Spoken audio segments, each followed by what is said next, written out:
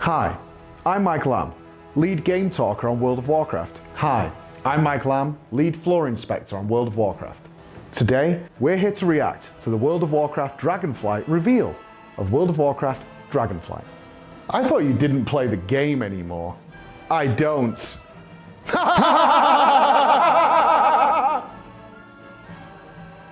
So, was there anything in the reveal that might make you play World of Warcraft again? Yes, actually. I see a lot of great potential in many things that were announced.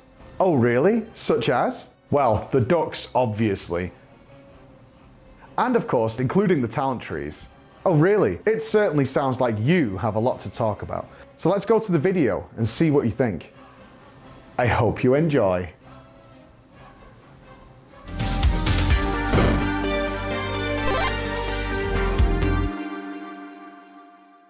Okay, we have Dragonflight announced. This was exciting because obviously a lot of us have left the game.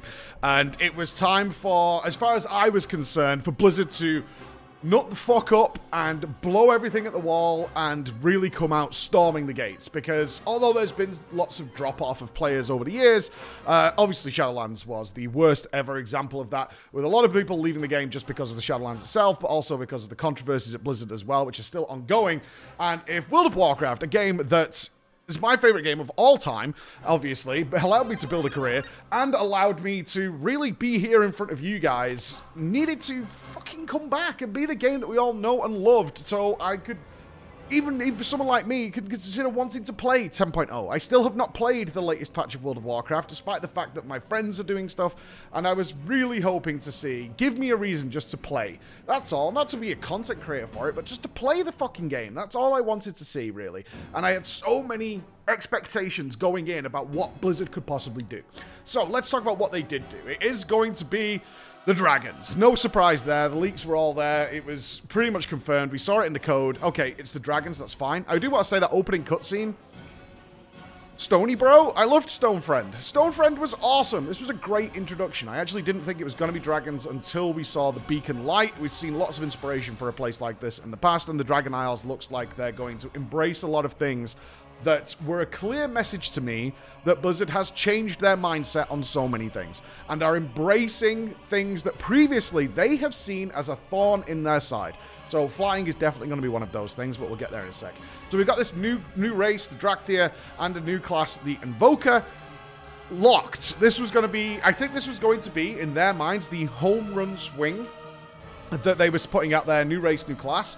Not sure it met a lot of people that way because it is locked. You can only be a Dracthyr Invoker. You will only get 2 specs with it, which is a healer or a ranged DPS. And that's it. So a lot of people would definitely, or will be of the mindset is like, oh, I kind of wish I could be a Dracthyr warrior, because obviously they seem to get glide passively because they have wings. Reading into the details on the website, you can manually choose, similar to Worgen, as to be in dragon form or whether you can be in human form. Doesn't seem to be combat linked at all, at least according to the website. You can just be the human form if you want to be, or you want to be the dragon form. No doubt certain spells will turn you, similar to a demon hunter, into dragon form. So we saw that really cool spell, which was the fire breath going along the floor. No doubt you do turn into a dragon for that because you need to utilize your wings, and then probably pop back into human form when you land. We saw an I-beam, very movable I-beam, similar to the demon hunter coming out there. Personally, my theme of what I'm going to talk about in this video, and a lot of the expectations of the deeper dives that we'll find out as we go forward with World of Warcraft, is go far with it. And I always regale, and I know many of you have seen, the legacy of the Burning Crusade. My final message that I came out with there, my final conclusion to the Burning Crusade, which was Blizzard just fucking went crazy and saw what worked, and then they drew stuff back in, and then they went further with the stuff that was allowed. Go far, because for years and years now, Blizzard has really sort of restrained themselves. They've gone safe, and safe is not that fun, ultimately. Safe is not that fun, it's not crazy, it's not interesting, we're in a fantasy world. Really want to see that. So, when you're going to do something like a new race and a new class that is intrinsically linked together, they can't play anything else, I really want them to go crazy with it. And this gives them the opportunity to do that. You can customize this setup very easily because you're not having to accommodate every other class. You're not having to accommodate super weird racial class combinations. You could just make it specifically for what the Evoker does and make that work. So I want them to go mad with it. I really want to see the dragon theme fully embraced and make that something really engaging, because people who choose to play a Dracthyr are only going to be able to play an Invoker. That means that raid spots and stuff are going to be limited. You're not going to take 50 Invokers or anything like that. So I hope they make it such an engaging experience. They do get their own starter zone, thinking back to the original Death Knight zone. That could be really cool, but it's going to be a limited gameplay experience. So it'd be really nice to see them say, okay, very similar to flying in Warlords of Draenor, where they fucked it up, is we're doing this thing, but we want to show you that it can be amazing and how cool this can be. So that in the future, you will embrace us doing things like this. That's why it's important. You will embrace us making a really customized, specific, tailored race to one spec or something like that, because we can go really far with that idea because we're not having to accommodate it into everything else. So I really want to see that with them. Overall, I thought the models were okay. It didn't blow me away. The Evoker class is very interesting. They're introducing, this was one of the big things that I picked up on, the charge system, the charge hold, the QTE style. We've seen it in a number of games. Obviously, loads of you played Lost Ark recently, but it's been in games forever, is that you'll be able to hold down a button to charge a spell. And on their website, we can see that there's sort of tiers of how a spell will work. So what we can see on the website is a healing AoE spell. It's called Dream Breath or something like that, that has 3 tiers to it. Now, some people initially were worried, as like, oh, doesn't this ruin positioning if I have to, like, stand still for a while? There's nobody who's not been able to, say, on a Resto Druid, pull off a Wild Growth and a couple of regrowths, right? It's not going to be that bad, depending on how long the spellcast is. What I do want to see out of this, though, and I think would be really cool, is that if you've got these 3 tiers of charge, if you fill the first tier, you get the bulk of the benefit from that. That would be cool. So if you're doing an AoE heal, the big heal portion comes out of the first tick, because there are occasions when you just can't stand still, and you need to pull off a heal, right? You just need to do it. But then the next tiers add really good benefits if you, one, position correctly, so you're able to pull this thing off, and it's worth holding the button down. Because in World of Warcraft, as we all know, it comes down to, is it worth? Everything is very black and white. So if it's a case of, well, the first tier is the best, the other 2 suck, then it's not going to be worthwhile. But at the same time, make those other 2 interesting. If it's just range or something like that, though, so if you hold the button down longer, you spread your AoE longer, like, that's not too great. What I would like to see is something like, if you hold down the first tier, you get the bulk initial heal of the breath. If you hold down the second tier, maybe you get a heal over time added to that, so that could be beneficial sometimes, not beneficial all the time. And if you manage to hold it down for the entire duration, maybe get a nice haste flourish effect coming at the end, so the hot ticks much faster, so it allows a more prolonged heal over time effect, which is more beneficial in certain encounters, right? We look at something like the Lords of Dread, where you have a really long ongoing AoE phase. It's much more beneficial there to put out a heal over time with then a hasted effect to cope with that. Whereas if it's just a burst of damage, you can actually get away with using the 1 tier. Now you've got a really engaging spell that you can utilize in a number of different ways. So I hope it's not something like, and this will be a theme in the talent section, I hope it's not something like it bursts healing. If you hold it down for 2, it does more healing, and if you hold it down for 3, it goes further. Because in most cases, people are either gathered or spread out, and that system doesn't really pay off, and it'd be a little lackluster. I really want to see like some benefits and choices mixed into the idea of charging the spell down, because again, similar to the idea of the race class combo, if they get this right, there is more utilization in other classes for this. If people go, oh, I kind of see where you're going with this and it makes my spells more interesting, that's really cool. So we can now see something like Living Bomb. If I hold it down, actually it manually spreads out into multiple targets. I can pull off something really cool. Maybe I'm only doing 2 targets, so I don't need to do things like that. There's lots of variation that can happen there if the spells actually do something interesting as you charge them up. So I really want to see that. And the Evoker's class looks interesting, something to check out. Again, this is the temptation. You want to come back and you want to try it out. It's got some new features. Let's see how that goes.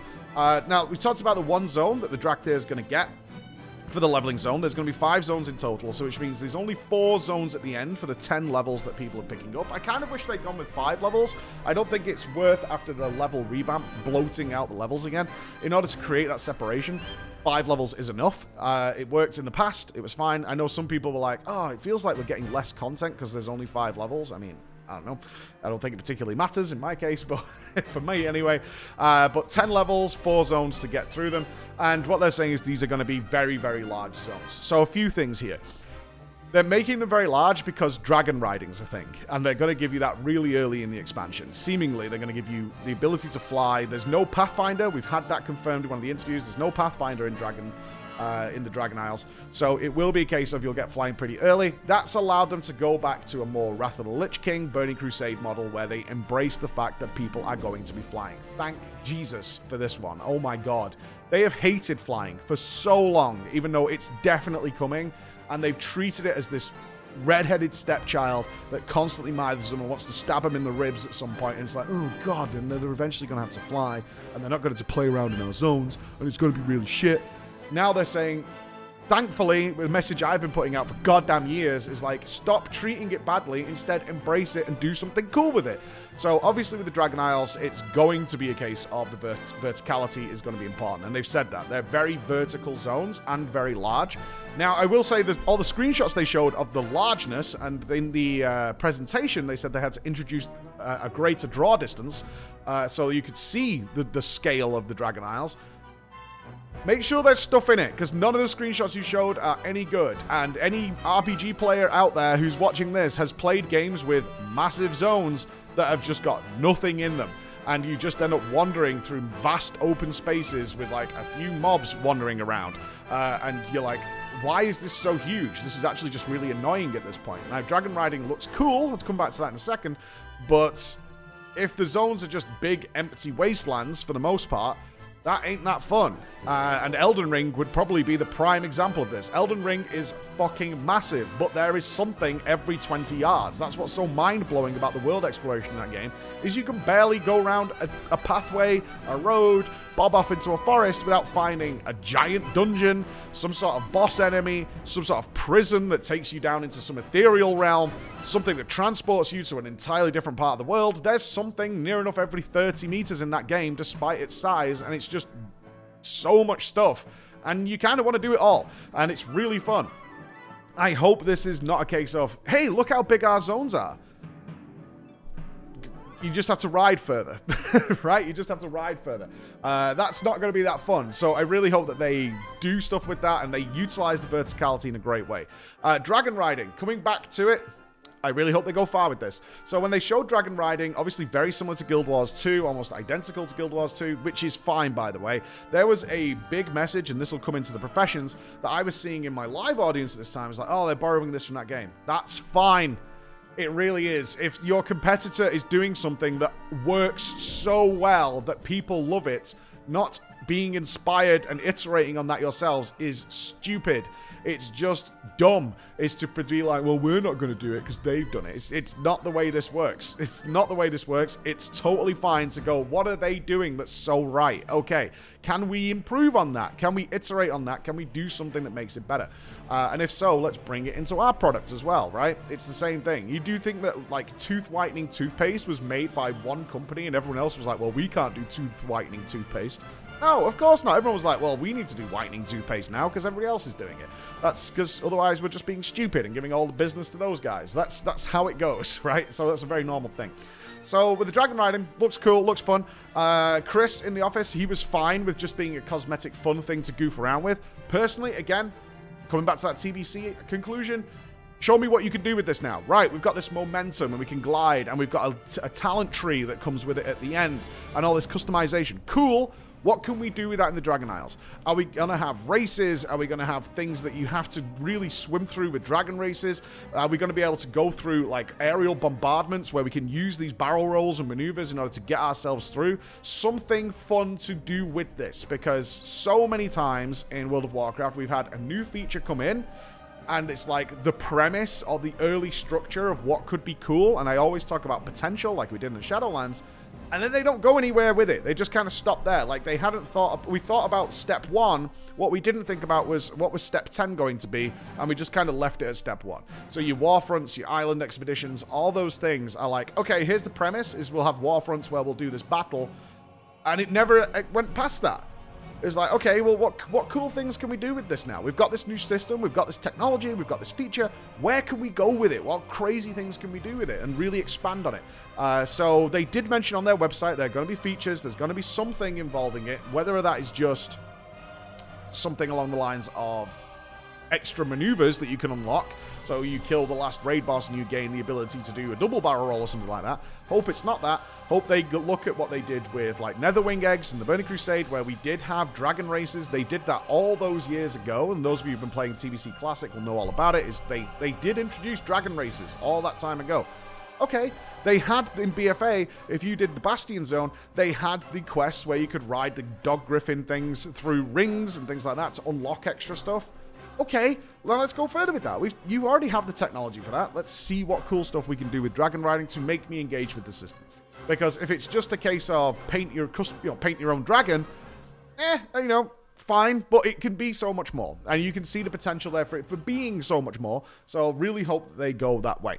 Coming back to the zones a little bit, reputations, they kind of hinted at it. It very much looks similar to very classic Warcraft style, is each zone will have a reputation to farm. They've talked about it in interviews as well, where you will then unlock more stuff within that. That's fine. Not really seeing anything along the lines of Warlords of Draenor, where we got zone abilities and things that were really fun to mess around with. We can ride wolves. We can call in some troops and things like that. It would have been nice. Maybe they will go that way. It's like, can we summon in dragons and things like that? But here's what it is. There's always going to be some classic World of Warcraft stuff. We can pie in the sky. We can do another video where we kind of pie in the sky kind of crazy ideas and how far some of these ideas can go. We might do that. Now, let's talk about professions. So professions have been ignored for so fucking long that it's just painful, especially if you have, and yes, if you've played the FF14 game and done their professions, it's like astronomically better. There's no two ways about it. They're a full class. You literally change your class to being a profession, and they're clearly drawing some inspiration for that. There's going to be profession transmogs. You're going to be able to put up these bounties, these commissions for people. Looks like they're going back to a more Burning Crusade style model, which is that profession loot will be relevant up until the top raid tiers, which looks like to me, I'm seeing primals in the screenshots they're showing primals. So anybody who's played TBC Classic or the original will be very familiar with this. You're building your Spellfire sets, you're building your belts of blasting, and you will know that certain ingredients only come from certain places. So if you're getting a really good piece of raid gear, so if you've done Sunwell, you'll know about the moats and things like that, is that yes, a lot of the ingredients can be found in the open world, but there's an ingredient that only comes from, say, bosses or from trash within a very high endgame raid tier, which will then allow you to build and construct these items. Now, typically, those items were bind on equip, especially a lot of the later stuff. Originally, they were BOP, but that's changing now because you can make commissions where they can craft BOP things, but they can send it back to you via the commission system, so that should work out really well. So I could definitely already see certainly the higher raid guilds. Hopefully they'll introduce this into PvP. Hopefully they'll introduce this into open world as well, with the people who are dedicated down those endgame paths. Is you'll be able to say, I want, say, Belt of Blasting, which is my example because you needed a primal or a nether vortex, I think, that came from Tempest Keep, which was a raid in the Burning Crusade. So you could send your commission off to the raid guilds or somebody who is getting that gear, and they will have access to those resources, and then they can build it and send it back to you, rather than you having to be in a raid guild to get potentially this BIS item. So they're going that way. Again, there's a lot of potential to go further with that. I could talk about professions forever. It was one of the biggest subjects I wanted to discuss with Blizzard about 3 years ago when I was going up to their offices, but I didn't get there for those reasons. But I didn't get there, and it was one of the things I want to talk about. Talent trees. This was the big one for me. So we've had it confirmed in the GameSpot interview. There's going to be no borrowed power systems in Dragonflight. Oh, praise Jesus. Tier sets are staying, which is fine. They are technically borrowed power, but they're in a fun way because you're definitely getting those iterated on as you move forward. But there are going to be no borrowed power systems. Thank the gods. And so they have said they're going to iterate on systems we've already seen before. We'll see where that goes, but I'm gonna take the message no borrowed power in a good way.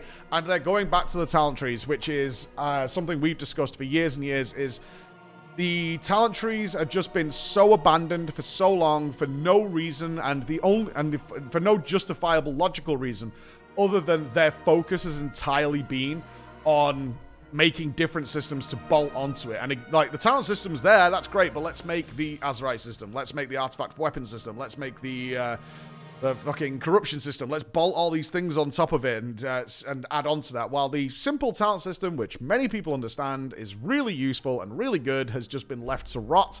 So they're drawing all that back in and then building into a talent tree and returning to the idea that you get a point when you level that you can invest in there and allowing some hybridity. Now, the best thing about this that I saw is loadouts, because the biggest feedback I see from a lot of the casual player base is they absolutely detest changing talents. I don't know why. I think it adds the flavor and fun to your spec as allowing your spec to play in a slightly different way. A spec that you're already comfortable with can be played in some slightly different ways, and that adds a lot of variety of spice and flavor to your class. But typically speaking, historically, most people go to a website or they go to a YouTube video, they copy or they ask a raider and they go, what is your talent setup? And they copy it. This should allow a lot more flexibility and not be a hindrance. So it doesn't look like you'll need some sort of weird tome or glyph or anything. You can just swap your talent setup on the fly that you've predetermined. So you can have, and they used a Resto Druid as the example here, you can have the Mythic Plus one, you can have the Mythic Plus Bursting one, the Mythic Plus Tyrannical one, the Mythic Plus Fortified one. You can have the AoE Raid one, you can have the single target focused one, and you can customize this based on who you're playing with. So if you're a raid and you're with more single target orientated healers, like Holy Paladins or something, for example, then you can then go, okay, well, I'm more spread out. Perhaps I need more mobility when I'm healing. So I can customize my talent setup to be more mobile. I have a lot more stuff that I can do on the move, or am I going to be more stationary here and need to pump a lot of HPS numbers? Then I can put it out. Also does prevent the biggest fear that I talked about for months coming up, is that with all the borrowed power systems and every expansion they take them away, they did address this directly, is not removing stuff. I was honestly dreading like the legendary Ring of the Convoker for Druids. I was dreading it because Convoke the Spirits has now become such an iconic and fun spell that people don't want to see it go. People are already going to be really salty that things like Soul Shape and Venthyr Teleport are going away.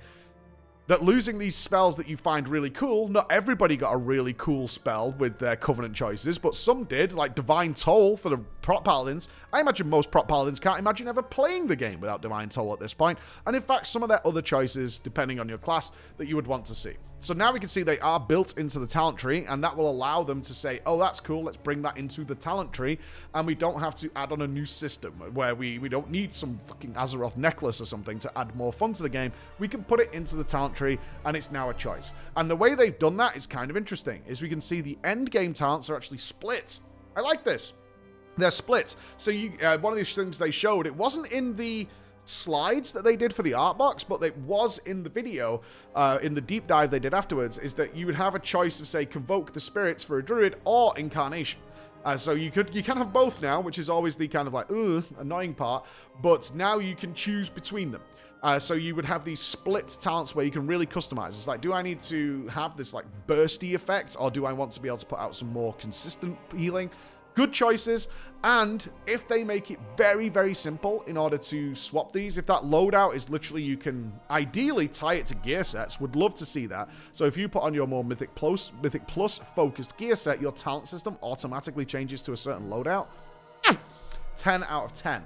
But if it is a drop-down menu that you can just be like, this is I'm going Mythic Plus now, I click my setup. Because even the most casual players can easily set up like 3 of them. You will have the hardcore of the hardcore who have like 10 different talent setups, depending on each of the customizations they want on a fight-by-fight PvP basis.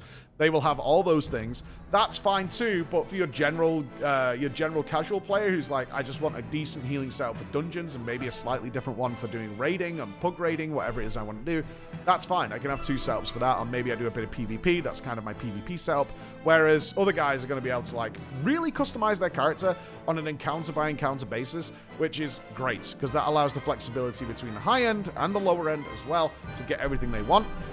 I personally was a big fan of the talent revamp when it happened in Mists of Pandaria, but as we said earlier in this video, it then just got abandoned and left in the dust. There are talents that were sitting in that talent tree, the talent rows that we've had for so many years now, that were just dead for years. They just never got addressed while all the focus went into some other obscure system that they were strapping on for the expansion. And it's like, why don't you just fix the talent system? Honestly, it's just sat there. It's really good. It's really easy to use. I don't understand why you're not bothering with this. One thing I will say about the talent trees is there are a few things to keep an eye out for, which I hope they don't do. Similar to what I said with the Invoker charge system, is there are a few things that have multiple tiers of them, that have pictures like Life Bloom in them, that have pictures like Wild Growth in them. I really hope, similar to the Invoker and that charter system, is that they are not just like increases the healing of Wild Growth by 2% and 4% and things like that. That is exactly why you got rid of this talent tree system in the first place, is because you would have all these talents in there that were like, well, I have to take that, and it's not fun to be like, well, of course I'm going to be using Wild Growth, so I absolutely have to buff that up. So what I'm hoping for is similar to the Evoker system. Perhaps your Wild Growth has a shorter cooldown because I need to AoE heal more often. Perhaps my Wild Growth can be cast on the move if I invest those points in them. Make those choices matter sometimes, but not matter other times. That is how you make a talent system fun, and why loadouts then make life much better. We talked about a high mobility healing setup. Okay, so in this one, I do have those points in Wild Growth, so I can cast Wild Growth on the move. That's fantastic. However, I only need that for like 2 out of 3 fights in the new Dragon Raid or whatever it might be, so I don't need it here, in which case I can put my points into something else. Perhaps I can put them into a better cultivation, a better germination, whatever it might be, something along those lines, so that I can really feel like I'm making meaningful choices. And I'm not saying that ironically, I genuinely mean that, is I can make these meaningful choices along with this talent setup, and I can build my character around what my team and what the encounter designs of me, and that means that I can have a lot of fun with it. So that's basically my feedback here. It's really overall super positive. Like, everything here was good, and everything here has potential. Now, I did say that about Shadowlands. Everything there had potential. The Covenants had massive potential. The Torghast had massive potential. We never saw that potential realized. They are saying in the interviews they had that it's ready when it's ready. There's no announced date of when it's coming out. They're not trying to rush it out the door. So that means there's going to be a lot of iteration. I think we will do some sort of like pie in the sky, what I would like to see, just as a bit of fun more than anything. We'll do that probably next week or so. And just really have fun with this. But overall, I'm pretty excited about where they're going with this. There's so much here that could turn into something amazing just from the few things they revealed. Because they didn't reveal much, like the UI change. Most people are using add-ons now. This would be great. It's still needed doing. That's fine. But it's not going to affect most players, I don't think. So in general, overall, really cool. Just want to see where the next step is, and that will be... And typically the way this goes is they're obviously not going to release anything on the announcement that could be perceived as a negative.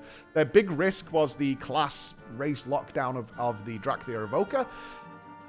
Over the next few months, we'll start to feel out the details, like the bits and bobs, because no mention of any sort of grindy system. And Blizzard does like their Renown systems, their artifact systems, their Azerite systems. You know, they do like those things to gate people off or slow people down. My biggest request is this, as this trailer kicked in, my biggest thing I was hoping for is, like, I really hope they ditch the idea of punishing the people who play their game regularly and reward the people who join at the later stages. Because that's how a lot of the catch-up and all those systems and all those mandatory time gating systems felt.